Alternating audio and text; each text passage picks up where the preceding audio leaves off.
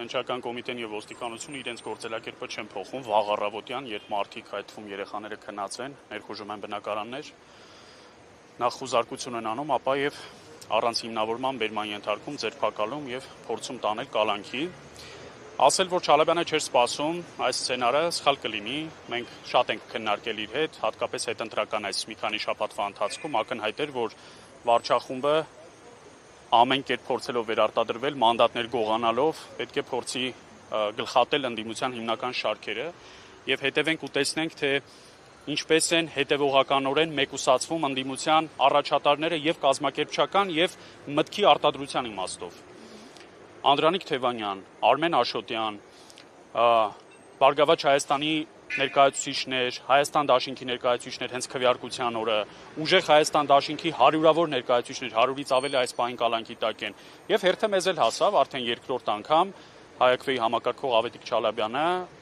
կալանավորվեց, առաջին անգամ ուզում եմ հիշեցնել, որ դիմադրության շարժման օրերին էր կալանավորվել, 3 ամիս անցկացրեց անազատության մեջ, դարձյալ շինծու մտածածի մեղադրանքով։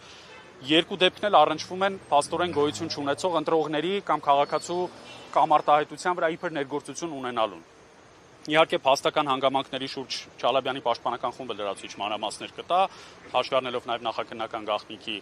հանգամանքը, բայց մեր գնահատականը շատ հստակ է, որ սա քաղաքական հետապնդում է եւ ՀԱԵԿՎ-ն որպես ինստիտուցիոնալ կառույց գլխատելու, կազմալուծելու փորձ, նաև հիշեցնելով, որ ՀԱԵԿՎ-ն ավելի քան 220 վստահված անձ ուներ, ուժեղ Հայաստան դաշինքի շրջանակում, որ վերահասկում էր ընտրությունների արդյունքը, ձայների հաշվարկի գործընթացը, այսինքն ամեն ինչ արեց, որ քաղաքացու քվեին տեր կանգնեն, եւ հիմա էլ քանի որ շատ վճռորոշ փուլ է, վաղը չէ մյուս օրը Սահմանադրական դատարանում քննվելու է 7 ուժերի կողմից ներկայացված եւ 1 վարույթում ներառված ընտրությունների արդյունքները անվավեր ճանաչելու եւ նոր քվեարկություն նշանակելու դիմումը կամ առնվազն Բարգավաճ Հայաստանի դիմումները վերադարձնելու, այսինքն ընտրողի քվեին տեր կանգնելու, ՀԱԵԿՎ-ն էլ պետք է լուրջ նպաստ բերեր իր կազմակերպչական ռեսուրսներով, եթե անհրաժեշտություն կա օրինակ Սահմանադրական դատարանի առջև բողոքի ցույցով հիշեցնելով, թե բարձր դատարանը ինչի համար է նախատեսված։ Այս ամենը հաշվի առնելով ընդդիմադիր ամենակայացած կառույցներից մեկին են փորձում գլխատել, փաստացի մեր համակարգողին մեկուսացնելով, ուղիղ կապ Ավետիքի հետ չկա, պաշտպանների միջոցով նա փոխանցել է, որ անկոտրում է, ամուր է, այս փորձությունը իր համար նոր չէ։ Մենք էլ մեր բնականոն աշխատանքը իր ժամանակավոր բացակայությամբ կշարունակենք եւ օրինական բոլոր միջոցներով հետամուտ կլինենք նրա շուտապույտ ազատ արձակմանը։ Դիտորդից նշում են, որ իրենց ներկայացրած փաստական հիմքի վրա է ըստ էության այս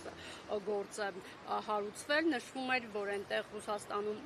Հայաստանում Ռուսաստանի քաղաքացիների վրա ինչպես է ենթադրաբար պարոն Չալաբյանը անդրադարձել կամ ներգործություն ունեցել, սրա վերաբերյալ ինչ կասեք։ Փաստական հանգամանքների հետ կապված որևէ բան չեմ կարող ասել, քանի որ դա բացառապես պաշտպանական խմբի մենաշնորհն է։